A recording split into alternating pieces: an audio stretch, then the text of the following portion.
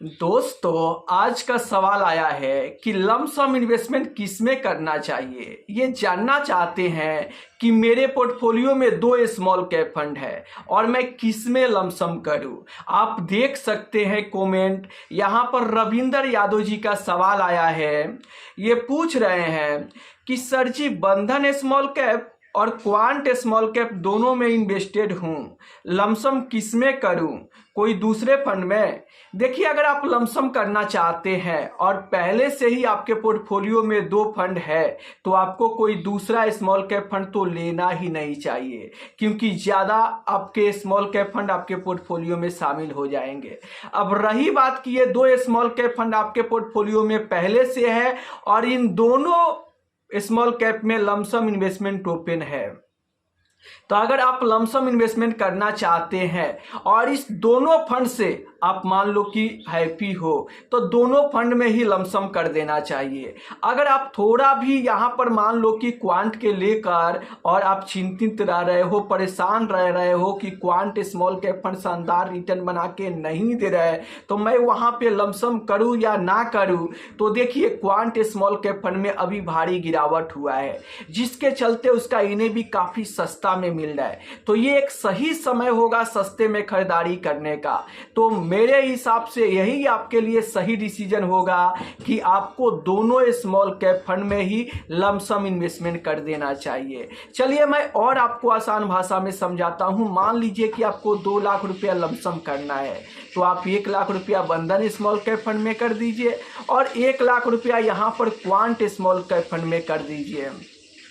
अब ये लमसम कब करना चाहिए? अगर आपको इस पैसे की लगभग 10 साल तक ज़रूरत नहीं है, तब आपको यहाँ पर स्मॉल कैप फंड में इन्वेस्ट कर देना चाहिए। वहीं पर अगर आपको लगता है कि इस पैसे को अगर मान लीजिए कि 7 साल 8 साल बाद आपको ज़रूरत पड़ने वाला है, तब आपको मिड कैप फंड में लमसम इन्वेस्टमेंट करना चाहिए। वहीं पर अगर मान लो कि सिर्फ 5 साल के लिए ही लमसम करना हो, तब आपको किसी फ्लैक्सी कैप फंड में लमसम इन्वेस्टमेंट करना चाहिए। अगर 10 साल के लिए आपको लमसम करना है, तभी आपको स्मॉल कैप फंड में करना चाहिए, क्योंकि स्मॉल कैप में आप जितना ज़्यादा समय दोगे उतना ही ज़्यादा आपके पैसे पर पैसा बनेंगे। तो जब भी आप स्मॉल कैप फंड में लमसम करने जाए तो आप लंबे समय के लिए लमसम करें। ये लंबा समय कितना होना चाहिए? कम से कम तो 10 साल का समय होना चाहिए। तो आशा करता हूं कि क्लियर हो गया होगा।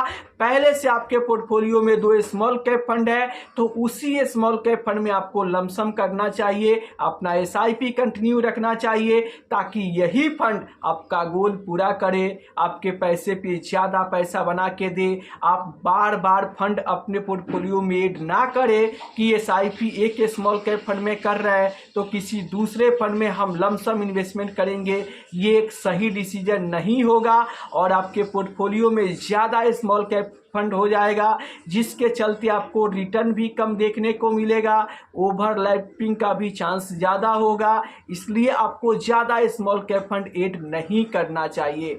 जिस स्मॉल कैप फंड में आप पहले से इन्वेस्टेड है, उसी स्मॉल कैप फंड में अगर आप लंबे समय तक इन्वेस्टेड रहते हैं, तो मैं आपको विश्वास दिलाता हूं कि वही स्मॉल कैप फंड आपके पैसे पे शानदार पैसा बना के आपको दे सकता है। देखो, किसी भी फंड का 3 महीने, 6 महीने, 1 साल का रिटर्न देखकर आप जज नहीं कर सकते हो कि ये फंड खराब है या फिर अच्छा है, क्योंकि इतना कम समय का रिटर्न किसी फंड को आप देखकर ये पता नहीं लगाओगे कि ये फंड आगे चल के कैसा परफॉर्मेंस करेगा, क्योंकि आप लंबे समय के लिए इन्वेस्ट कर रहे हो।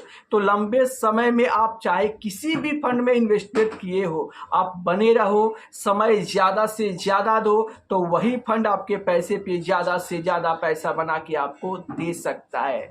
तो अगर वीडियो अच्छा लगा है तो वीडियो को लाइक कर दीजिए, चैनल को सब्सक्राइब कर दीजिए।